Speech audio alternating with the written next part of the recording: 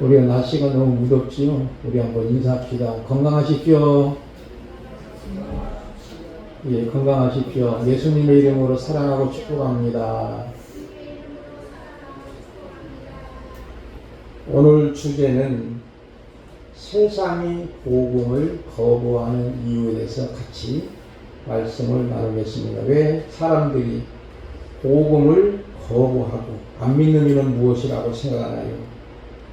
17절과 18절에 보면 구체적으로 딱 한 가지를 말씀하고 있습니다.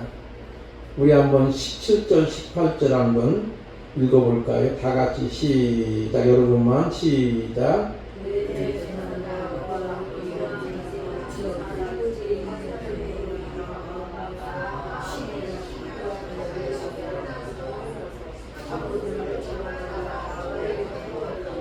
아예 사도들을 복음을 전하는 사도들을 잡아다가 가둔 이유가 뭘까요?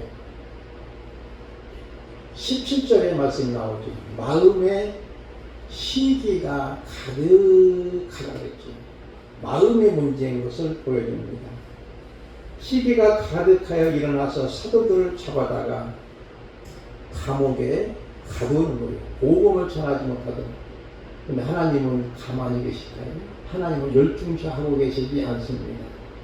하나님의 역사로 옥에서 나와서 예루살렘 성전에 들어가서 사도들이 복음을 전하니까 예루살렘 전 지역이 말씀으로 가득한 거예요.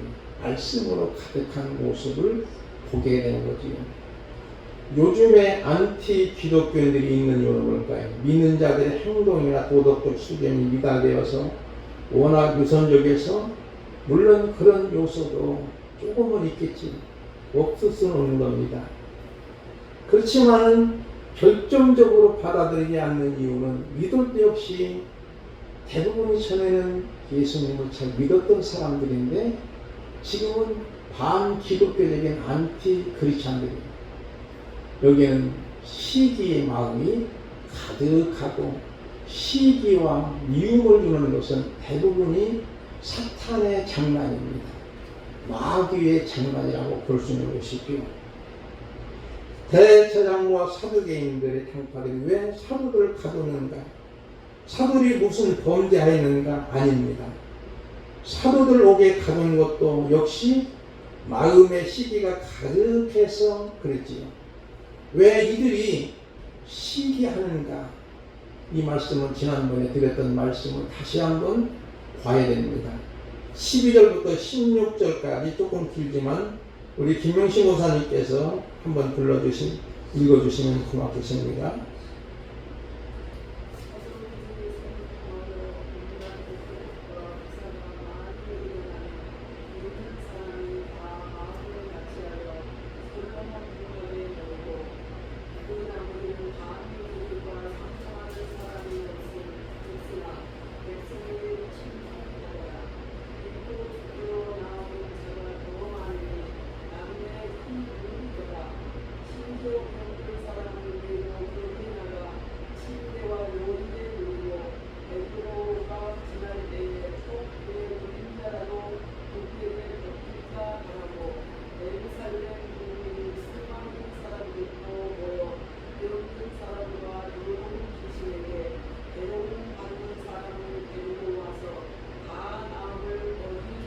아멘. 지난번에 드린 말씀을 복습하는 차원에서 요약적으로 말씀을 드리겠습니다. 사도들이 손을 통해서 민간의 보통 사람들이겠죠. 민간의 표적과 기사가 많이 일어납니다.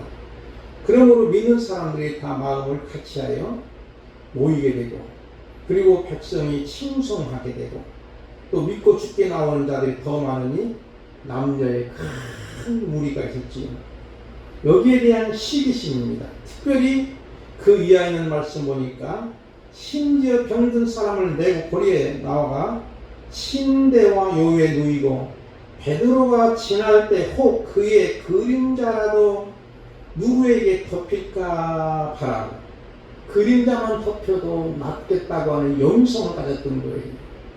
정말로 십자가의 도를 알았던 모습을 보는 거지. 물론 그림자가 낫게 하는 건 아니지만 그만큼 믿음이 좋았다고 하는 것을 보여주는 사인이지요. 그리고 나서 모여있는 병든 사람들이, 더러운 귀신 드는 사람들이, 경을 받던 사람들이 데리고 와서 다 나음을 얻었다는 거예요. 이 보통 문제 아닌데, 그러니까 종교 사기꾼인 대대장과 서기관 또는 사두개인 등 이들이 시기, 질투, 미움을 통해서 복음을 계속적으로 거부하고 박해하고 핍박을 하는 그런 모습을 보게 되는 거죠. 그러므로 중요한 건 뭐냐면 시기의 마음이 가장 큰 문제죠. 방금 전에 말씀드린 것처럼 이 마음은 인간의 마음보다는 사탄의 마음이겠지. 사대총을 만들어서 생일잔치를 해준 아들을 총으로 쏴서 죽이는 아버지의 마음은 무슨 마음일까요? 이건 보통의 마음이 아니고 사탄의 마음입니다. 마귀의 마음이라고 볼 수 있는 거죠.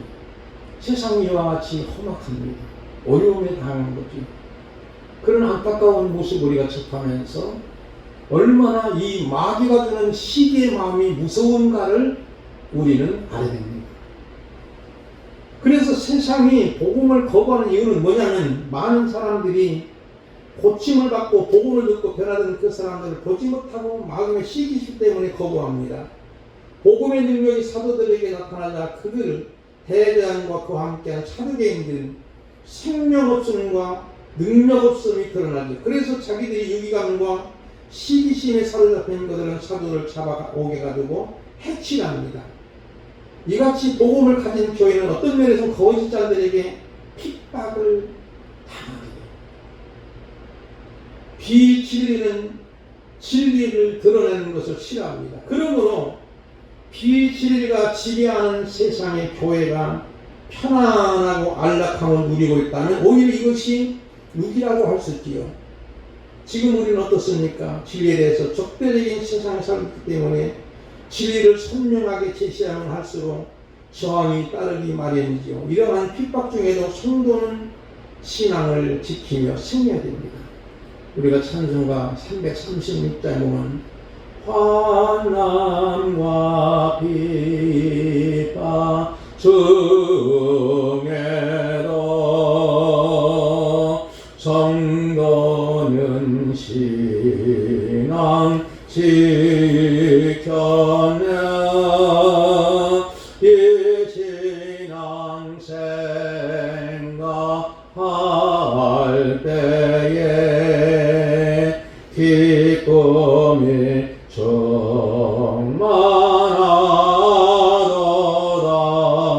충만하도다. 성도의 신앙 알아서 죽도록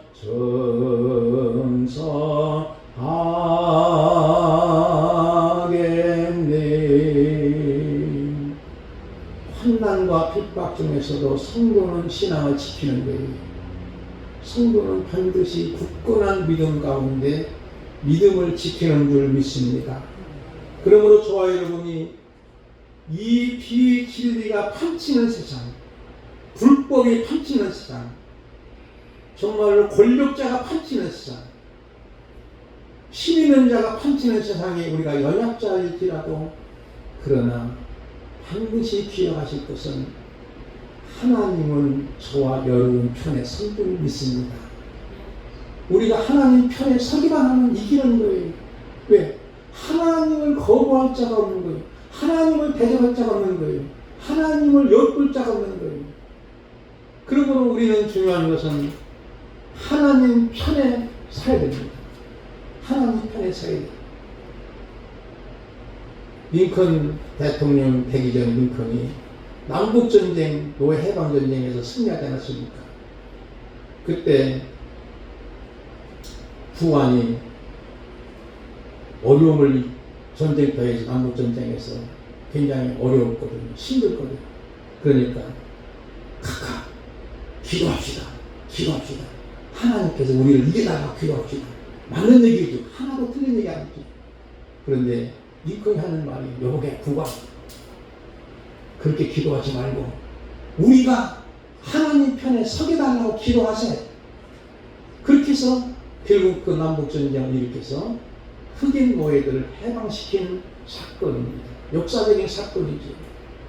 그러면 우리는 비진리가 판치는 세상, 정말 권력자, 힘 있는 자, 가진 자, 신인 그들이 판치는 세상일지라도 우리 자신이 하나님 앞에 서 있다면 반드시 최종적인 승리자가 되는 줄 믿으시기를 바랍니다.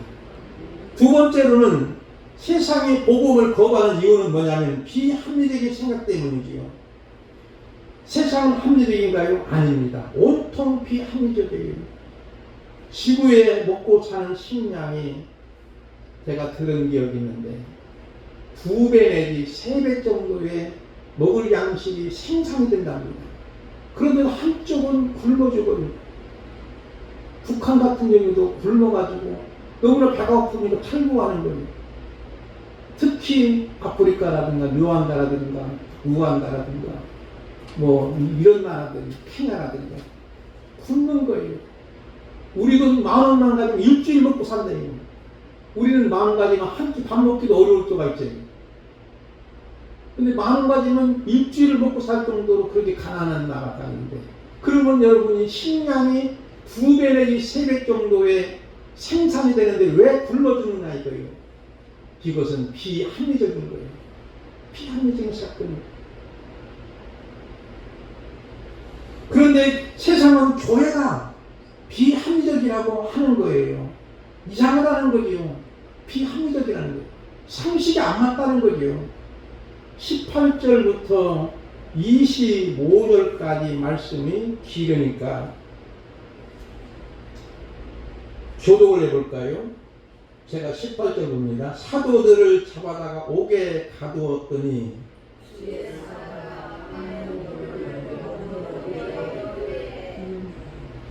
가서 성전에 서서 이 생명의 말씀을 다 백성에게 말하라 하매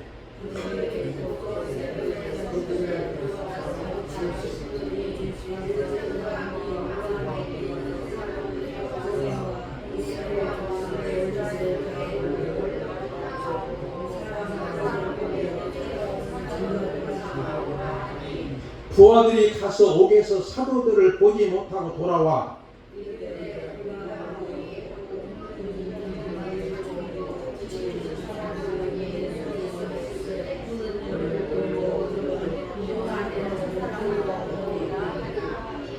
성전 맡은 자와 제장들이 이 말을 듣고 의혹하여 일이 어찌 될까 하더니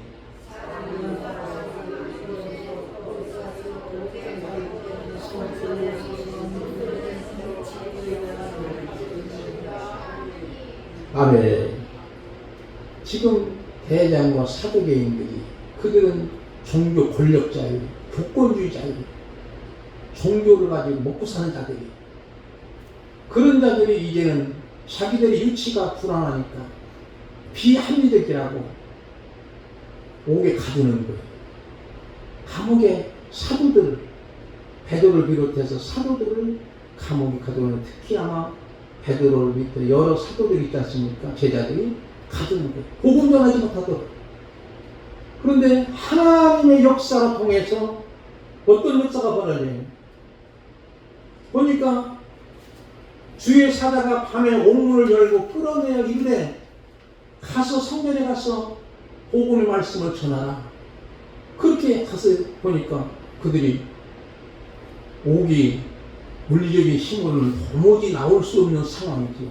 철저하게 지키고 있는 간수장들이 있는데 지키는 상황인데도 천사를 통해서 나오게 되고 예루살렘 성전에 가서 서서 그들이 하나님의 말씀 복음을 증거하는데 예수 그리스도의 십자가의 죽으심과 부활의 복음을 증거하고 있는 그런 모습이에요.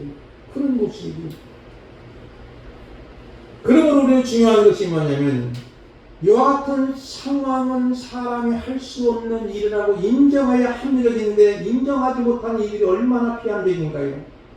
그들은 크게 당황스러워하다가 사도들이 성전에서 가르친다는 이야기를 듣고 다시 잡아오러 갑니다. 하지만 백성들을 두려워해서 강제로는 하지 못하지요.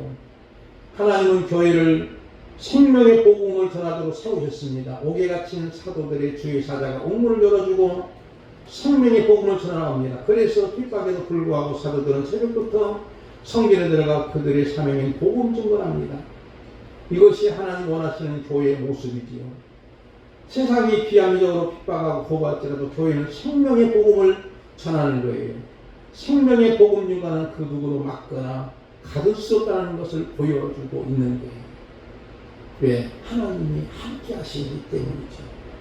마지막에 세 번째는 또 세상이 복음을 거부하는 이유는 뭐냐면 아까도 잠깐 언급했지만 자신들의 기득권을 유지하려고 하기 때문이죠. 이들의 감정적이고 비합리적 이유는 자기들의 기득권을 유지하려고 하기 때문에 이들은 종교의 특권을 가진 종교인 또는 종교로 먹고 사는 종교 사기꾼들 이 기득권을 유지하려고 하는 어리석음에 복음을 거부하는 복음을 거부하는 거예요. 22절부터 25절까지 한번 볼까요? 우리 차현순 원사님 읽어주시면 고맙겠습니다. 부하들이 가서 옥에서 사도들을 보지 못하고 돌아와 이르되 우리가 보니 옥은 든든하게 잠기고 지키는 사람들이 문에서 있으되 문을 열고 본즉 그 안에는 한 사람도 없더이다 하니 아멘. 성전 네, 25절까지. 성전 맡은 자와 제사장들이 이르되 듣고 의혹하여 이 일이 어찌 될까 하더니 사람이 와서 알리되 보소서 옥에 가두었던 사람들이 성전에 서서 백성을 가르치더이다 하니 아멘. 감사합니다. 보니까 이 말씀 속에는 초자연적인 역사를 보고 영적인 세계를 봐야 하는데 그들은 기득권 유지에 급급하니 복음을 계속 거부하고 자기들의 권한으로 핍박을 하게 됩니다. 강력하게 핍박하는 강력하게 핍박하는 안타까운 모습을 봅니다. 돌로 칠까 두려워하기도 했지요. 그런 안타까워. 그러나 그들은 성전에 서서 백성을 가르치는 거예요. 그러면서 26절과 28절까지 또 봐야 됩니다. 우리 전추자 권사님께 읽어주실까요? 성전 맡은 자가 부하들과 같이 가서 그들을 잡아왔으나 강제로 못하는 백성들이 돌로 칠까 두려워하니라. 그들을 끌어다가 공회 앞에 세우니 대제사장님으로 이르되 우리가 이 이름을 사람들을 가르치지 말라고 언급하였으되 너희가 너희 가르침을 예루살렘에 가득하게 하니 이 사람의 피를 우리에게로 돌리고자 하니로다. 아멘. 자, 역설극이죠. 역설 중에 역설이라고 볼 수 있죠. 어떻게 보면 십자가는 역설입니다. 십자가는 죽고 살고 살리는 거예요. 역설인데 바로 이 사도들을 끌어다 공회 앞에 세워서 이제 겁박합니다. 돌로 칠까도 하지요. 예수님의 이름으로 사람을 가르치지 말라고 언급합니다. 사도들의 가르침은 예루살렘에 가득히 한다는 거예요. 그러니까 사도들이 가르치는 모습이 그들은 겁박하고 핍박하고 언급하도록 명령했는데 오히려 사도들은 복음을 끝까지 증거하는 거예요. 그러니 복음이 예루살렘 근방에 가득하다고 표현하고 있어요. 이 말씀은 무슨 뜻이냐면 아까 첫 번째 말씀드린 것처럼 시기와 미움이 가득한 이들 때문에 세상의 복음을 거부하는 것처럼 오히려 이들은 말씀으로 가득하게 하는 거예요. 예루살렘에 가득한 모습을 보게 돼요. 사실 복음을 거부한 대장과 함께 있었던 사도계인들은 어떤 면에서는 부활과 영적인 세계를 인정하지 않는 사람들이에요. 그런데 부하들은 자신들이 믿고 있는 신념을 깨뜨리기를 보호하기를 옥문은 든든시키는 사람이 있었을 때 사도들이 그곳을 빠져나갔다는 거죠. 자신들이 이해할 수 있는 초자연적인 능력이라고 하는 거죠. 그렇다면 하나님이 하셨구나, 하나님이 계시구나, 하나님이 살아계시구나, 영적인 세계가 있구나 인정하는 것이 합리적인 처사인데도 그들은 그것을 억지로 믿지 않는 거예요. 그런데 그들은 여전히 천사의 존재도 부활하신 예수님도 복음을 믿지 않았기 때문이죠. 오히려 갇힌 사도를 풀렸다는 이야기를 듣고 복음을 전하는 사도를 잡아오라고 합니다. 그리고 공의 앞에 세워 겁당하는 거예요. 그러나 29절부터 30절 말씀 볼까요? 29절부터 30절 말씀 우리 김재현 목사님 한번 읽어주실까요?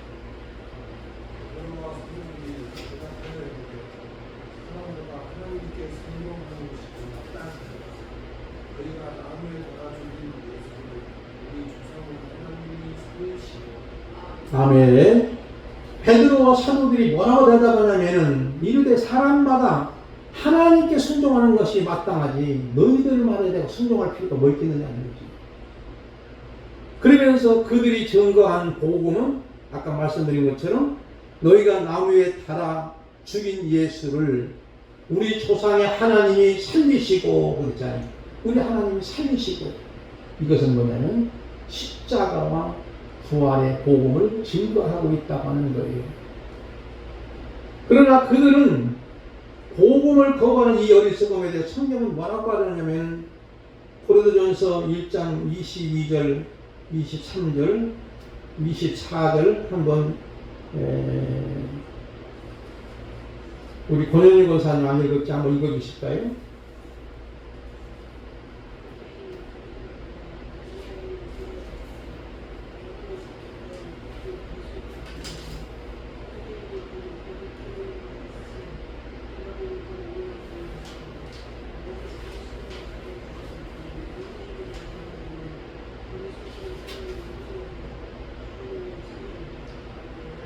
아멘. 감사합니다. 유대인들은 표적을 구해요. 표적만을 좋아해요. 뭔가 기적이 나고 뭐 이적이 나타나야만 믿는 거예요. 헬라인들은 철학을 짜들이면서 지혜를 구하고. 그러나 우리는 십자가에 못 박은 그리스도를 전하니 유대에게는 꺼리키는 것이요 이방인은 미련한 것이로 되어 그랬잖아요. 오직 부르심 받은 자들에게는 유대인이나 헬라인이나 그리스도는 하나님의 능력이 하나님의 지혜라고 사도 바울이 외치고 있는 모습을 봅니다. 그러므로 우리는 중요한 말씀이 있지. 고린도전서 1장 18절 말씀 간단한 말씀인데 우리 김학성 목사님 한번 읽어주시면 고맙겠습니다.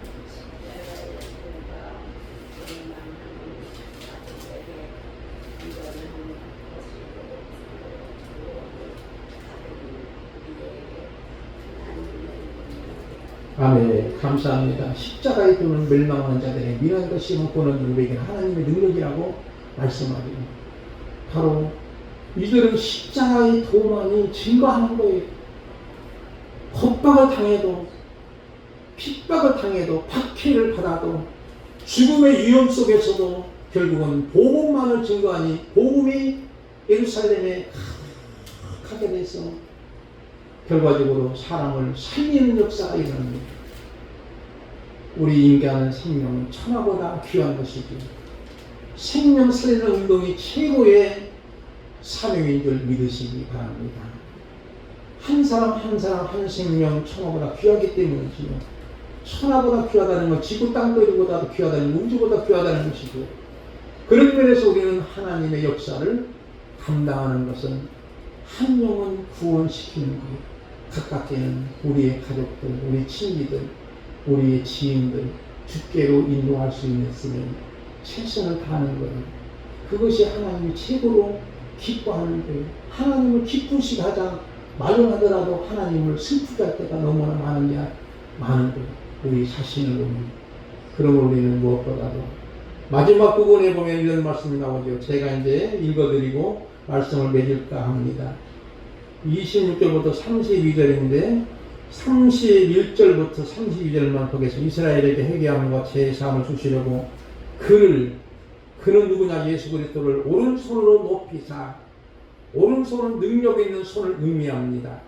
임금과 구주로 삼으셨다. 왕과 구세주로, 메시아로, 그리스도로 삼으신 거예요.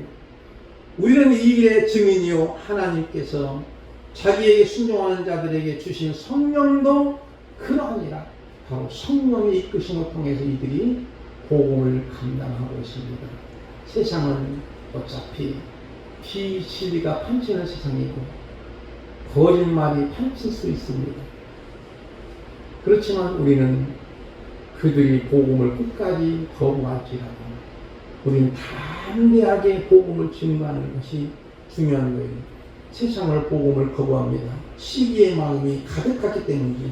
비합리적이고 자신을 기득권 유지를 위해서 이권을 유지하기 위해서 이렇게 생명의 복음을 거부하고 그들이 가진 세상 권력으로 핍박을 합니다. 그러나 우리는 끝까지 이 생명의 복음을 전하며 죽은 영혼을 살려내는 저와 여러분 되기를 주님의 이름으로 축복을 드리며 우리 찬송가 336장 부르겠습니다.